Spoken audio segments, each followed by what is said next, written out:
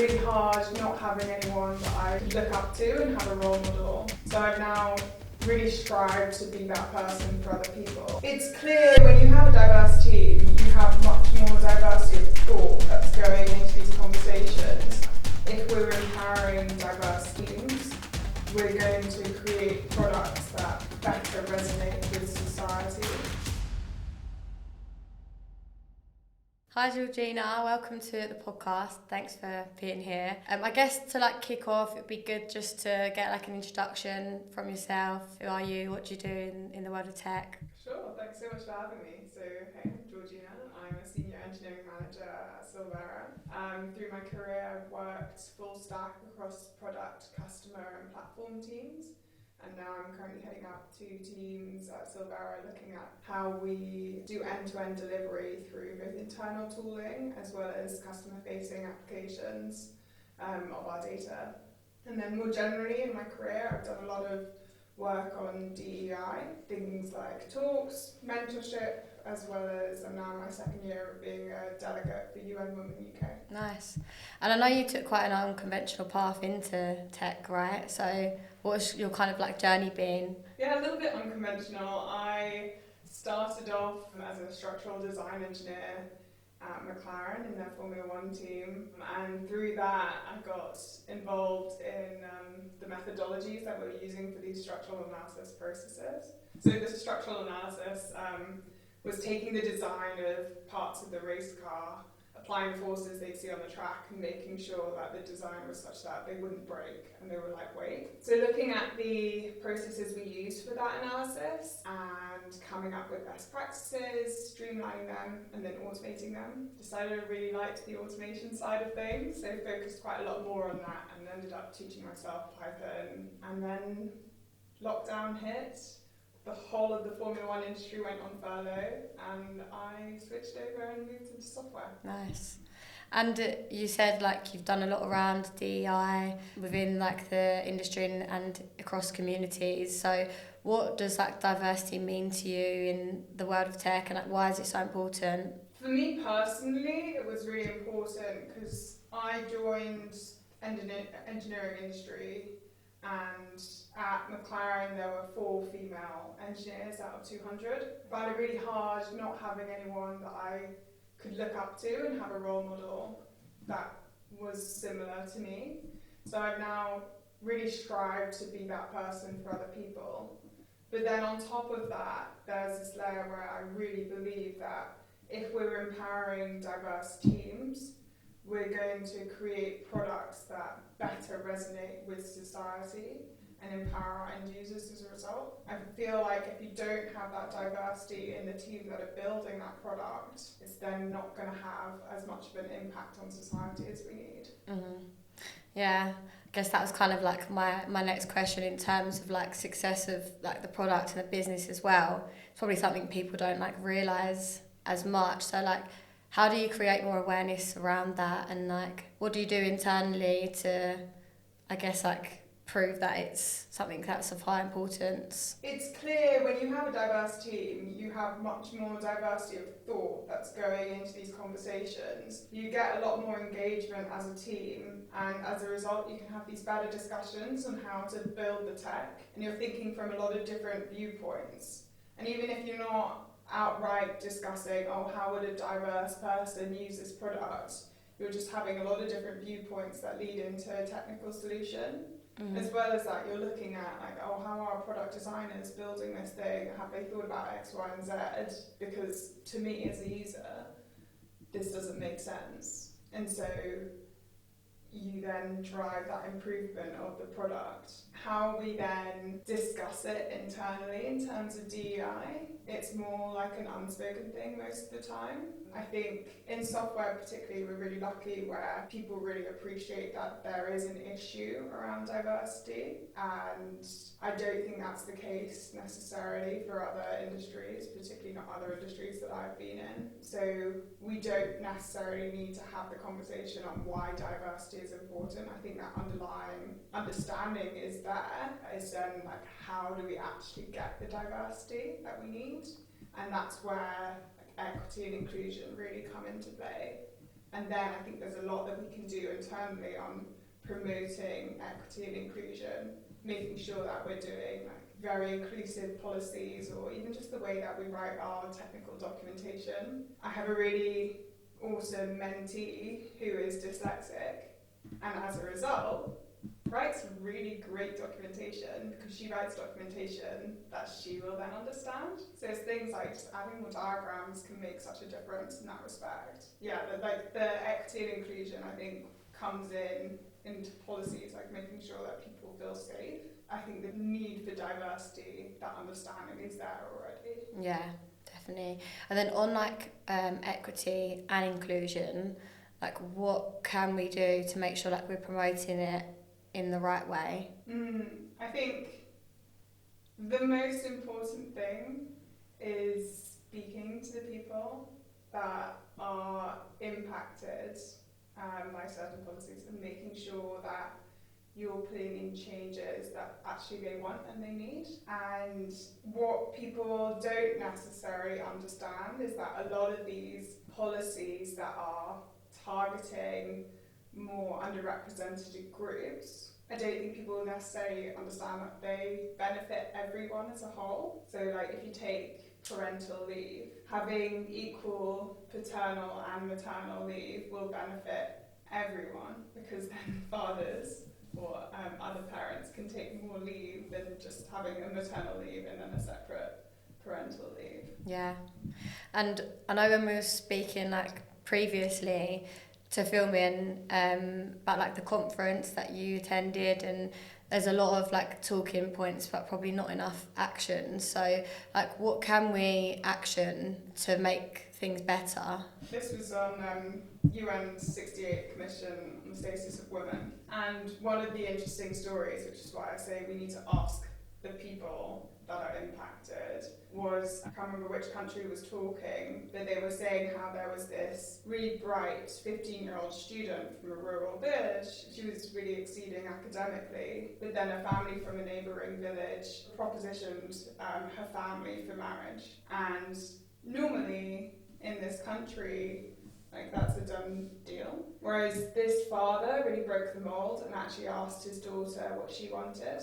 And she said that she wanted to continue studying. And that choice and that decision for the father to go along with what his daughter wanted kind of made his family outcasts, but he broke the mould. And his daughter went on to become a nurse for the local community and has saved lots of lives as a result. And is now an example to that government on how can we do things better? And if you're asking that diverse person, like, actually, what do you want to do? So asking his daughter, what do you want to do? You're then going to be able to better make decisions. Like, we can't be the decision makers for underrepresented groups without hearing their voices. So I think that was a really interesting outcome of the conference. There are a lot of other interesting points that I can get into around how we value care or equal pay for equal work. Yeah, it was really fascinating this year. It was focused a lot on gender and the economy and finance, which I didn't really expect to be a topic that I was going to love, but it was really, really great. And I guess going into like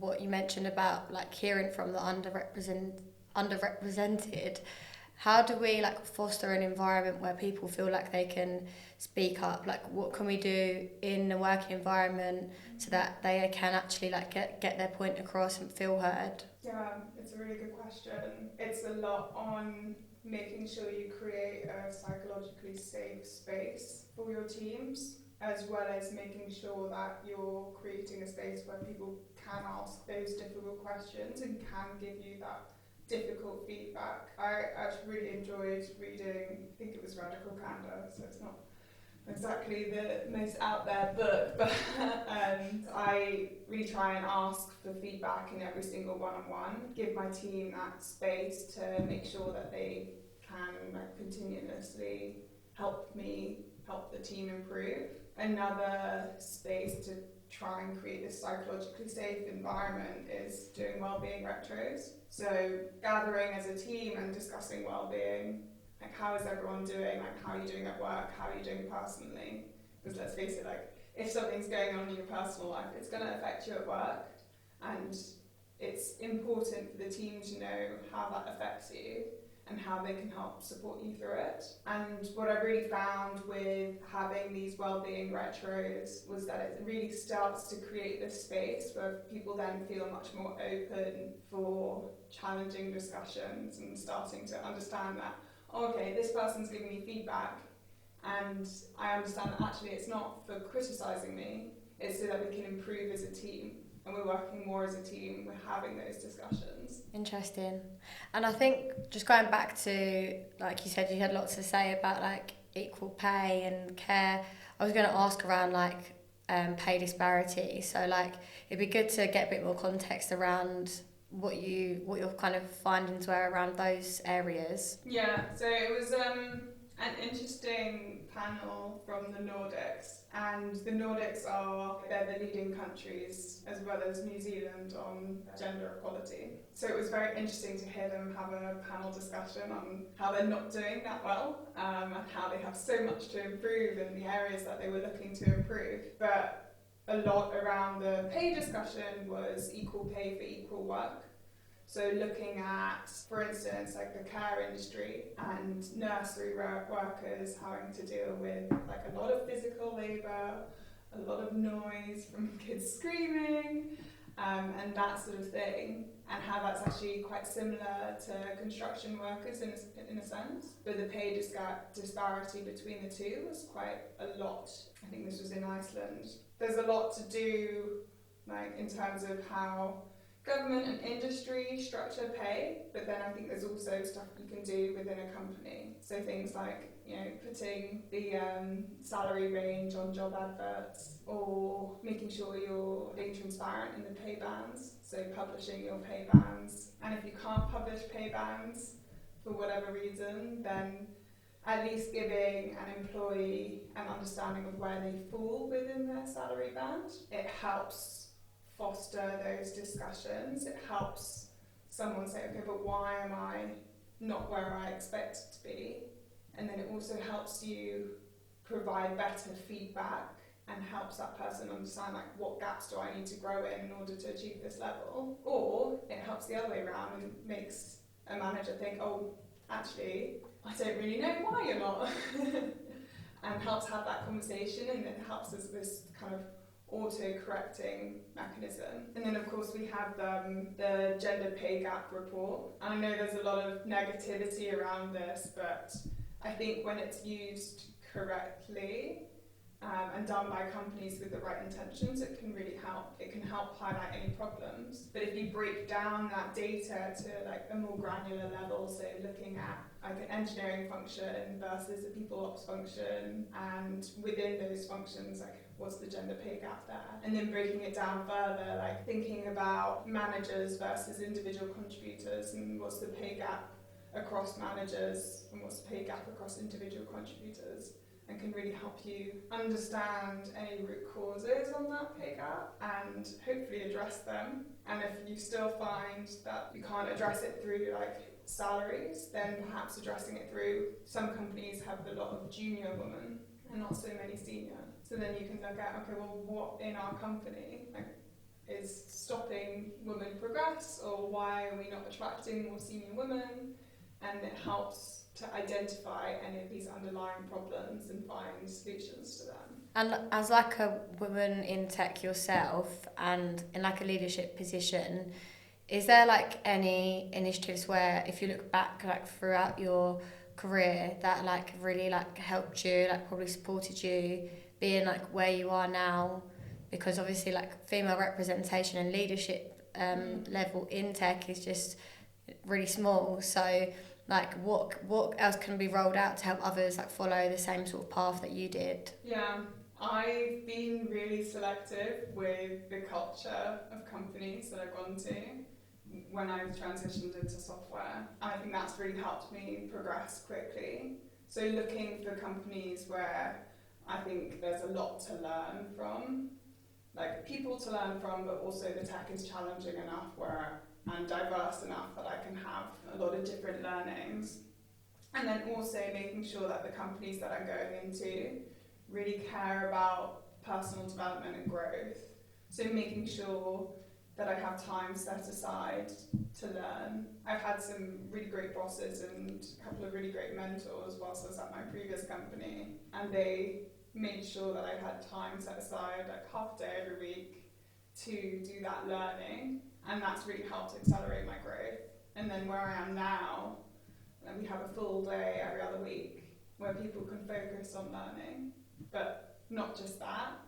You've got to bring that learning to other people, so we meet up at the end of the day and share our learning, so that helps you like better articulate what you've learned, which is another like learning method, but it also helps bring others along on that learning journey.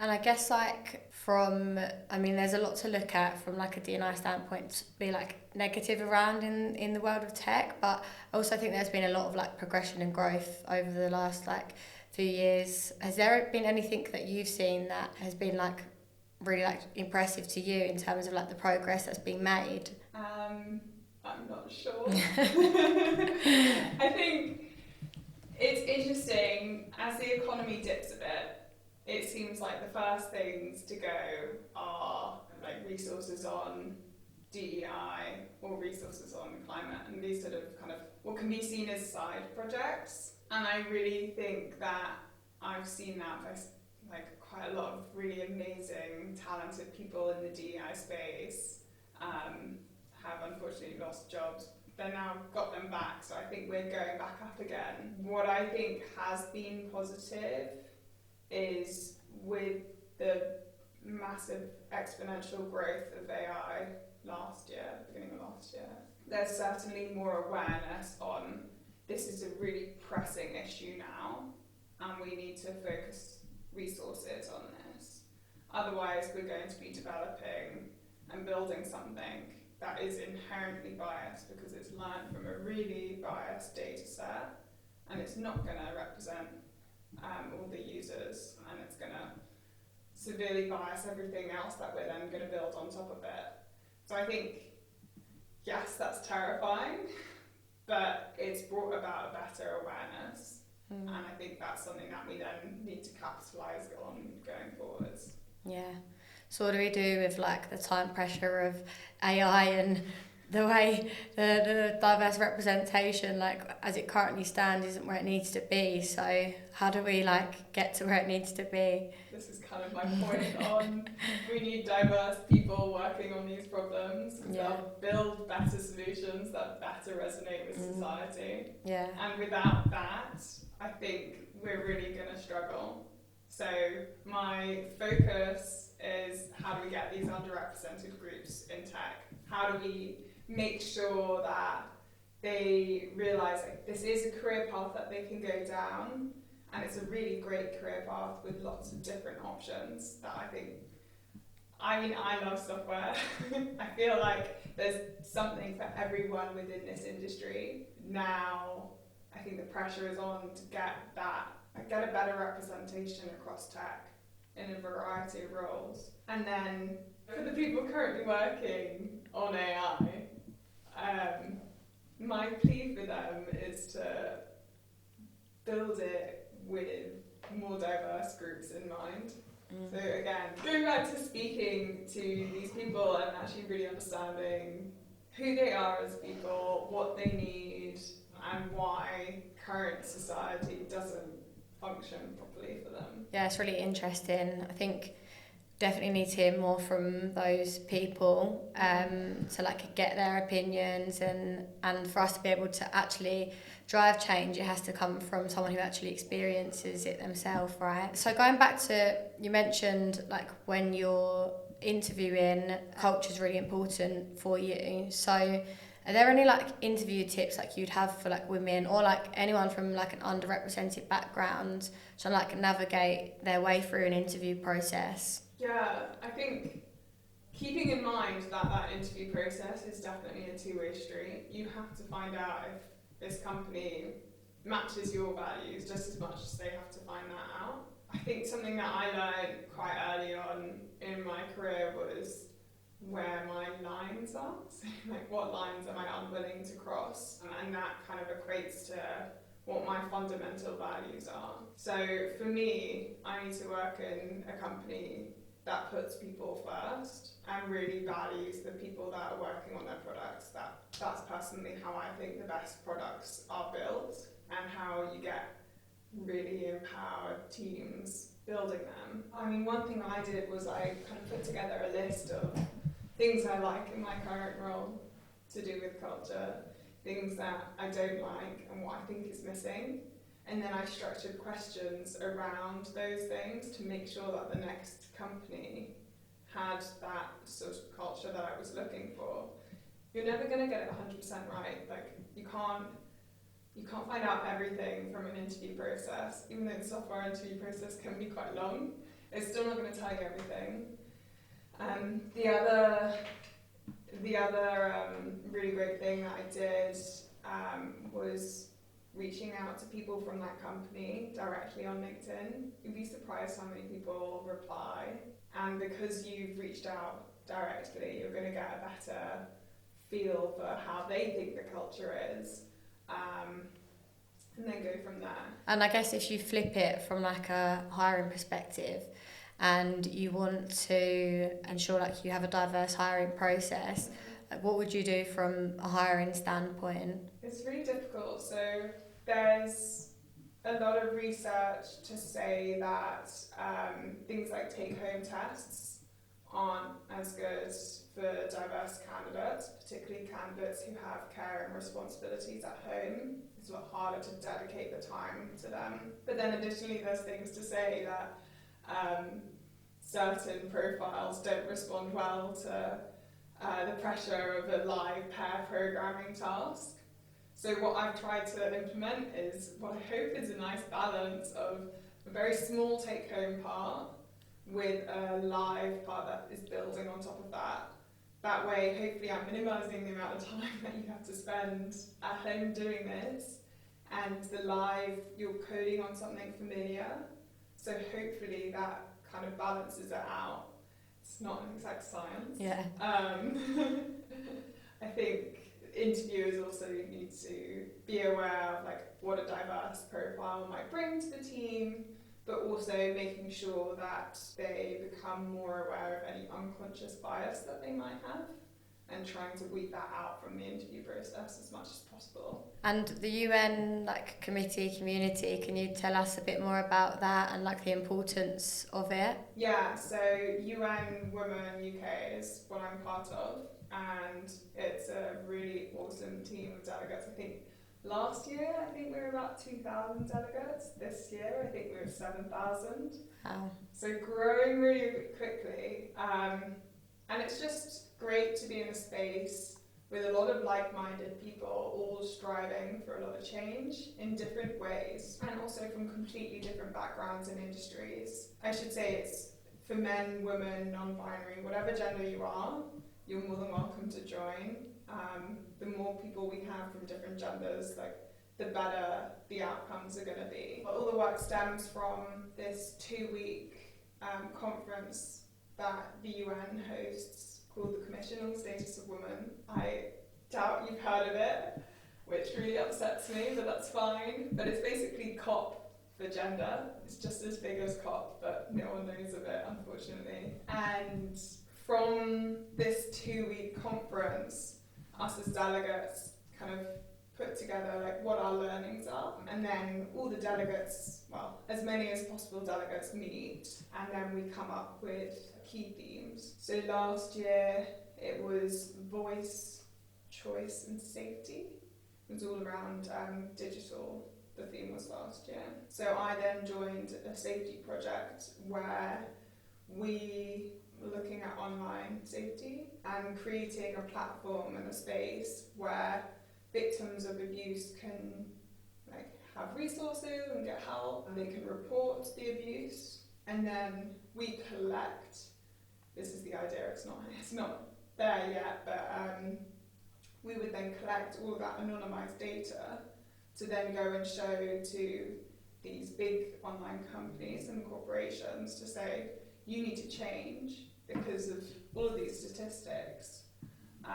So it was a way to kind of show that mirror to these companies and create change in that way. Following on from this year's conference, we'll do a similar thing and come up with some themes and then create projects from there. Yeah, nice. Such like important work to do as well. So thanks for everything that you do with them. And yeah, I feel like it's definitely something more people should know about, and I guess like things like this are good to kind of get the word out there as well, for other people if they'd want to join and be part of the same thing.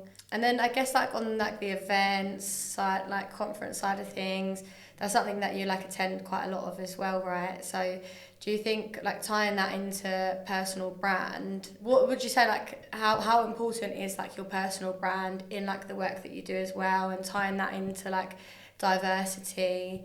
Is it something that you think is important for others to really like take pride in? I think it's important for you to take pride in. It's not something I give a great deal of thought about.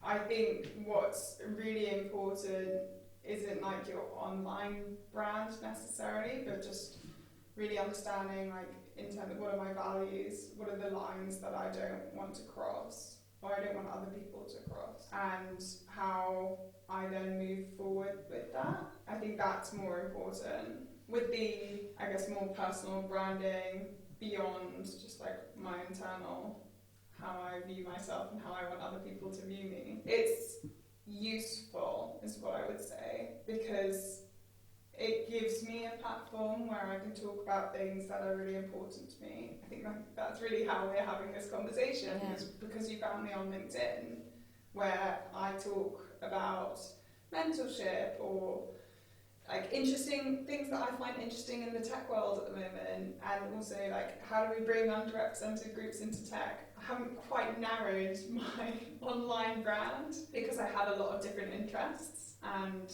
hopefully that's okay. I'm not a marketing expert, but it is useful to like give me this platform, and then I can go and join panel discussions because people find me there. But on the point of like mentorship, I know that's something that you're quite vocal around, and you mentor and you were a mentee. So what is like the importance of mentorship? I think for me it was, I managed to pave a way in this industry kind of through grit and determination rather than like a traditional like either let's do a computer science degree or masters or a boot camp. I didn't do any of that. I just taught myself and then applied on a whim and was fortunate.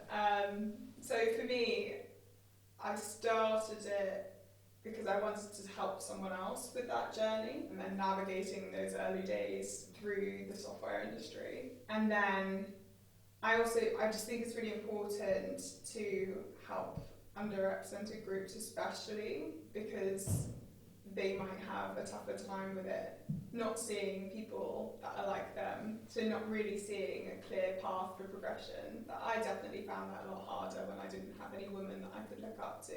And then additionally, there's so many other benefits mentorship can bring. It helps you see situations from someone else's viewpoint, and also you learn so much as a mentor. Like even if it's a technical mentorship partnership, there's different ways of learning. Like you learn by being taught, you learn by doing, and then you learn by teaching. And it's really that final one. It's a really good way to test your knowledge, because especially if you're mentoring people who are quite junior, you need to be able to break a problem down into really simple parts to help them understand. So it brings a lot of value, not just for the mentee, but also for the mentor. And I think having that fundamental skill set is what's really going to set you apart as an engineer. It doesn't matter if you're going to go down the technical path or the leadership path. Being able to break complex problems down is going to help you through your career no matter what. And I feel like mentorship is probably where like male like allyship can come into things a bit more, because I speak to a lot of men across the industry that want to help with like DEI and want to do more and want to drive like women in tech, but sometimes find it quite difficult as to like how. So I guess like on the topic of like male allyship, is there anything else you've seen where like men can get more involved in like these initiatives, or like ways that they can help like underrepresented people? Yeah, I think just everyone needs to talk a bit more, like understand what these groups want. I'm really only able to speak to my experiences, so I can speak about being a woman in tech, I can speak about having terrible hips and these sort of things, but I can't speak on behalf of other communities, but I can speak to them and understand what they need. So if you're someone that's wanting to get into allyship, speak to someone, just understand what the issues are. Like, we had a really great conversation in the office when we were attending one of these UNWomen talks, and one of our male colleagues wanted to join. We listened to the talk for about half of it, and then he had some really interesting questions because he just hadn't necessarily considered things from this different viewpoint. And he has daughters, so it was really interesting and important for him to understand all these issues that you and I might kind of think, oh, I reckon everyone knows about this. Especially, like, I've been in this DEI space for so long that I forget what is inherent knowledge for me versus what someone who's new to this space knows. And now it was just that interesting moment where I was like, oh, okay, so that's just not a given. So it's useful for him to understand that, so that he can like bear that in mind, and also make it so that he's more inclusive to his female colleagues, but also making it so that he understands what his daughter might then grow up and experience, and how does he help support her through that. So just having these conversations and bringing people into the room when like you might not expect them to get anything out of it, but actually it's super valuable. Yeah, it's crazy because it's like so much of it just comes down to communication, and like as much as you probably shouldn't have to, if you are someone who's part of like an underrepresented group, it's like taking some responsibility to probably like just go and tell other people about like what you're experiencing as well, so that like everyone can understand, like you said. Yeah. And that goes back to your point at the start around like just being vocal about things can like help so much, because no one's a mind reader to know what's happening unless you're that person. So but it's the responsibility from both sides. Yeah. Like, it's your responsibility to speak up and try and articulate what you're finding challenging, but it's also the other person's responsibility to ask you those questions and to really try and understand. And going on to the topic of like imposter syndrome, something that comes up a lot when I speak to women especially, and in leadership it can be quite tough. Is it something that you faced, and if it is, like how have you kind of overcome those feelings? I think I struggled with this more when I was a junior. Being new to the software industry and having to learn kind of a whole new career from scratch again was really daunting. And I don't know if it was imposter syndrome really, or just a lack of confidence, but trying to understand that actually I'm bringing a lot of skills from a different industry that are still relevant. And then as I was going through that learning curve, I was actually tracking like things I did as I went along and what impact they had. And it was super interesting to look back at that and to be able to say, oh, that was such a tiny project that I was really proud of. And like, no disrespect like junior me or anything, but it was so small. And now look at what I can do. Yeah, so I think that really helped. And I think where I am now, I still have like lack of confidence issues, and I don't really think that that's going to go away. It's more how I deal with it. And I don't think it's imposter syndrome necessarily.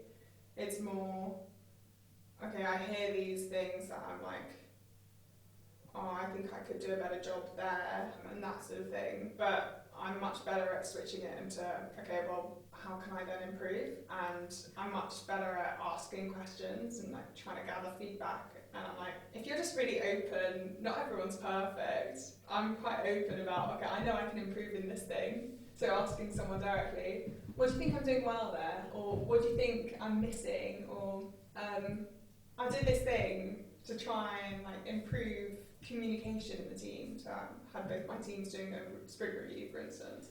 And I'm like, how do you think it went? Or was I missing something? That sort of thing. Just like asking those questions, being open about where you think you can improve really helps. Just kind of flipping that script a lot. Like, okay, I'm not going to be good at everything. I might be quite shit in this area. Yeah. How can I improve it? And like looking back from like when you were junior to where you are now, is there any advice that like you wish you knew back then, or any advice that you'd give to women like or anyone navigating their career like through tech that you wish you knew? I think it was an interesting change of industries. Like, yeah, I was in engineering before, but it's what I call traditional engineering. So I think the expectation was I was going to go down this career path and I'd begin to pick up and know about most things. So not possible in software. Yeah. And being much more accepting of I'm only going to be able to know like a small amount of the overall industry, but so long as I know that really well, I can then navigate and kind of apply that to other parts to figure out. If I had known that I didn't need to know everything at the start, I think it would have really helped with that confidence. Thank you. Well, it's been so interesting talking to you, like really insightful. Everything that you do with like UNWomen is like amazing. And I could talk to you all day about this, but you probably want to go home and have some dinner at some point. So I'll say thank you so much for joining me on the podcast and everything that you do. Thank you so much for having me. It's been really awesome to have this discussion, and it's so great that you have this platform for different people.